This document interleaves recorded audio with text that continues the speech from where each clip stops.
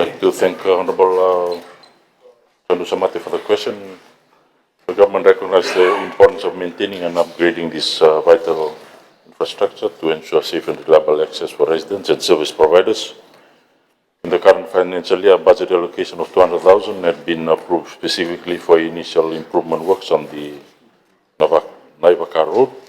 These funds had been utilized in essential activities such as vegetation clearing to widen the pathway, spot drainage installation to prevent water runoff and erosion, and metaling of critical sections of the road.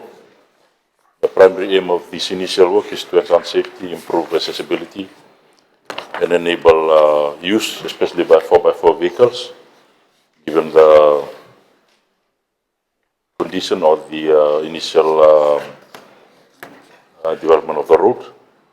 Looking beyond this financial year, government plans to seek additional funding to continue the upgrade of that specific road. Total estimated cost to the full upgrade is approximately 1.1 million. This will involve grading, structural improvements, drainage enhancements, and surfacing to ensure the road remains resilient and accessible throughout the year, even during adverse weather conditions. It is important to note that recent weather patterns, including heavy rain, have posed challenges to the progress of activities. Work is ongoing in terms of the road, especially in the last few days, in terms of weather.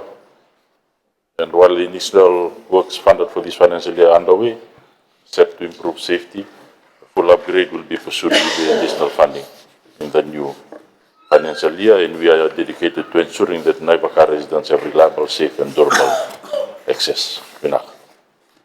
Thanks, Minister. The Honorable Tuisawau, supplementary.